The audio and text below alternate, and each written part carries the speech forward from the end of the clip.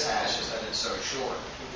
And so that original hash is much longer, so when it's rehashed into the shorter hash, there's only so many possibilities. So some of them will have to be identical due to the math of it. So there's no way to have as many combinations of short hashes as there is long hashes. So you'll have collisions no matter what when you go to a shorter hash. For some reason I really want hash browns right now. All right, let's move on to the next section. All right, wireless. Right, Crackett, if you can just look it up. Most of you probably, I'm assuming most of you all on your laptop, you save your wireless password when you connect. Now, what I'm about to show works for a pre-shared key. I'm not sure if you're using WPA Enterprise, if it actually works. This works for WPA or web, but only in the pre-shared key version. There might be a way of making it work with Enterprise, but I'm not sure what it would be as of yet.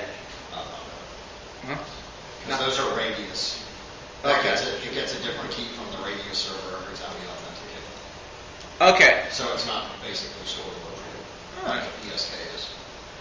Essentially, the way these things are stored is it looks in the registry first to find out the interface number. By the way, if you're used to Linux where you have like ETH1, ETH0, those are easy interface numbers to remember. It's a long hexadecimal string for Windows, so it's a pain in the butt. It looks that up in the registry. Then it can find it inside of program data, Microsoft, WLAN services, profiles, interfaces. And actually, you know what? Let's actually go look at that file for giggles. I always pull the wrong one.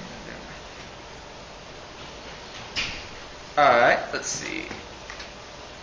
See. Do you know that Microsoft actually provides the tools to actually list those interfaces? Well, if you'd use, let me see. I think,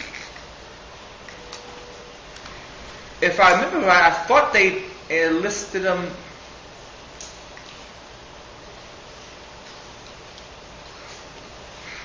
There is a way.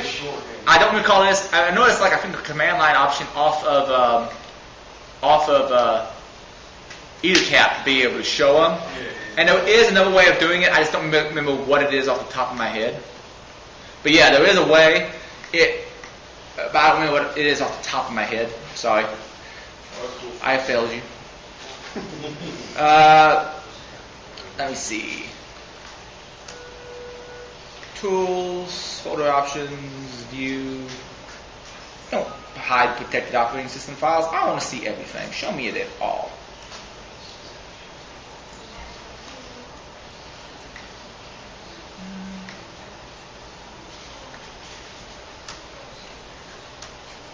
I have to do some more messing around here for a second. Don't show me hidden files. Okay, now I can actually get to it. Program data. And where was the rest of that path I said?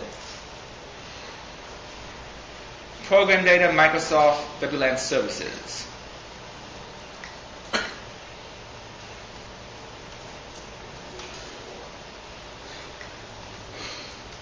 WLAN services, profiles. And by the way, each one of these is interfaces, and each one of these is by adapter. That's what your adapter name actually looks at. Would you ever type ETH0, ETH1, WLAN 0, or would you ever type that? It's a real pain in the butt. Most of it doesn't become a concern, except for using some tools like EtherCap, and you have to type in that kind of code. Alright. Edit this in Notepad, and there you see the information. Stupid home SID, home network. And here's the key material that's stored, but there's a way of deobfuscating that. Luckily, both Cain and also one of Near's tools can do this. I'm going to fire up Cain. I'm not using network, so it doesn't matter that I have to fire all up. Let's go into wireless passwords and dump them by hitting the plus. And you see there's a password called bad password, which is the WPA key for that particular network. And basically it just dumped it out of that file. Works in XP also. You also have the same option in one of Near's tools if you want to use it. There's probably fewer ones out there as well. Password class, tools, near tools, and WirelessKeyView. You gotta tell it you have admin privileges. And right there you go, bad password. And I believe in some cases you can also just use the hexadecimal representation as well as your key. So both of those tools, no problem. If the password has been stored, you can recover it. Now in Linux, it's obfuscated behind a few extra things, at least by default in Ubuntu. And then you have to enter your keywings password, which to be able to extract that key to use to connect to your access point. So, yeah, it's more complicated in Linux. It's not that easy. It's stored in a couple of different places. Plus, you have to have the key ring. It depends on the application too, though, because if you're just using the text file WPA something, then technically it's stored in plain text if you have multiple access to the machine. XP, I just showed you Windows 7. XP is stored in a slightly different location. The automated tools still work no problem. They may appear to be encrypted, but apparently the key is available to programs that know how to request it and have the right privileges.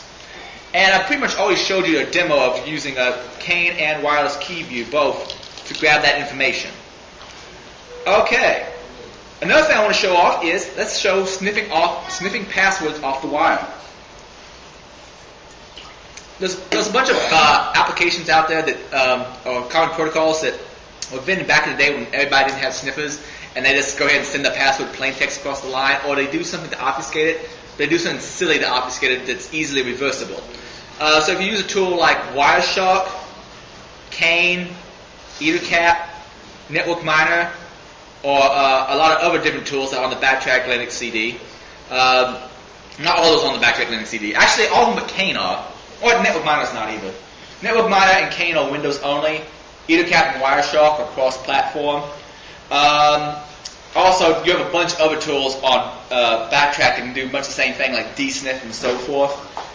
If you have protocols that use either plain text passwords or easily deobfuscated passwords, these tools can instantly pull them right out. Examples would be HTTP password authentication. By default, it's just base64 encoding of the file, of the password, easily reversible. POP3 and it's also plain text across the network. Telnet is another classic example. FTP is another example. There's just tons of protocols people don't think about that send a password in plain text. How many people here have heard of the wall of sheep at DEF CON? Basically, they have people sit there on the network and watch for people sending plain text passwords across the network or any kind of embarrassing information and post it to a wall. I have an automated version I put on my website called Wall of Social Science Majors that you can grab and play with if you want. I'm sorry, are there any social science majors in the audience? Okay, I'll speak slow. Alright. I'm not going to demo all of those, though I do want to mention Network Miner. It's Windows only, but it's really cool. Its password extraction functionality, I like Cain and EtherCat better, but it can extract files out of data streams on the network so easily. You can sit there, have this running, and start sniffing and like dumping all the images someone looks at, all the files they grab from a file server because it understands SMB, just a ton of different things. It's an awesome, awesome tool. We already did a sniffers class over a year ago, but we may be time to do another one and use some updated tools because sniffers are just fascinating. Now, I will be showing in this demo me sniffing only my own traffic.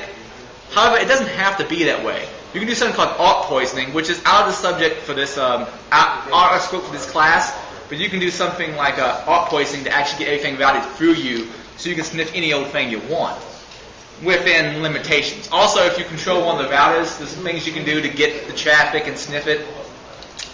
But I'm just going to show sniffing my own traffic. And I've done stuff like this. I had an application a while back. I was like, this password that it's sending, is it sending this plain text or not? Let me actually go look. And I was able to use Wireshark to automatically go out there and look. Alright, before I really start this up, I'm going to make sure I have Cain running. And I'm going to go ahead and start Cain sniffing in the background while I do my thing.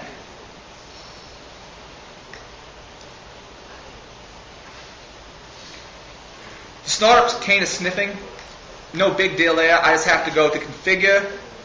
By the way, there's that interface device name I was telling you about before. Major pain to type in. I essentially just select it, say OK, and now I can just click on this little sniffer button, and that starts Cain is sniffing. Now, while it's sniffing, I'm going to go ahead and start up Wireshark and show you how to do this manually. Because if you're doing some kind of unknown application, if you want to figure out if a particular application has sent its password across plain text or some easily reversible obfuscated way, you probably want to use Wireshark so you can look at it by hand. Because tools like Wireshard and Cain know about common protocols, but if someone does their own, roll their own authentication system, they may make bad mistakes. And while these tools may not be able to pick them out, you doing it by hand and looking at it can figure it out, if that makes sense to you. I actually stumbled across a tool recently. It had the option of using SSL, but when it used SSL, it wasn't a signed certificate. It was like its own fake, unsigned, self-signed certificate, and it didn't seem to give any warning messages. So while you can use SSL as an option, you could also man in the middle of it and extract your passwords anyway, and without any kind of warning message, no one would be the wiser. All right, let's do a couple of odds and ends. I have my sniffer up and running, and I kind of flew through that, so let me stop this for a second. Essentially, I clicked on the list of variable capture interfaces, chose the one I wanted. I could set options to say what I don't want it to look at, but I'm just going to tell it to start with the default options and show me everything. Now, when we have a sniffer class later on, I'm going to go into great detail about setting up filters and doing all sorts of other nifty stuff inside of Cain. Inside of Wireshark. But for right now, let's just keep it simple. I have out there a folder that I password protected using just basic authentication for HTTP.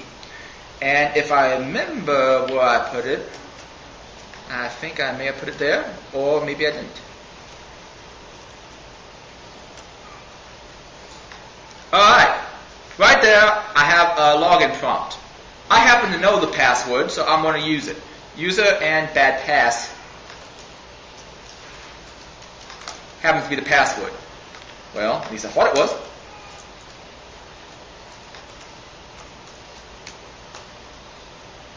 There we go, I'm in. Now, I know the password crossed the line, so I have to go looking for it. Well, I got a bunch of traffic from all over here. That's going to be hard to look at. But I know I contacted irongeek.com. So let's filter things down by IP address to start with. Let's do NS lookup. And no, I don't remember irongeek.com's server IP address off the top of my head. But according to this, it's this particular IP address. Nifty. I'm just going to copy that. So I used NS lookup to find that. And there's all sorts of filters I can use inside of Wireshark to actually filter things out. Like I can go into expression and I can actually use this little GUI to build one by protocol, what particular things are set in that protocol, and do it. If I'm going to do it by hand just to illustrate this, I'm going to set IP dot address, and you see this has this autocomplete function, which is neat. Equals equals, it's using C-like syntax, and I'm going to say show me only IP addresses that match this. So you can also go host, you can also go destination or sender, so you can filter it that way as well. But this is IP addresses either the source or the destination. And now it's only showing me traffic that involves that particular IP address. So I can right click on this and I can say follow TCP stream and look at information going back and forth. And by the way, right there I see authorization. By the way, this stuff in pink, that's what I sent. This stuff in blue is what the server sends back to me. And I see this. Basic and that. That I just happen to already know is base64 encoded version of my username and password. However, there's other ways I can find that exact same information. Let's go and use a different filter just to show you how filters work. If I knew it was a HTTP or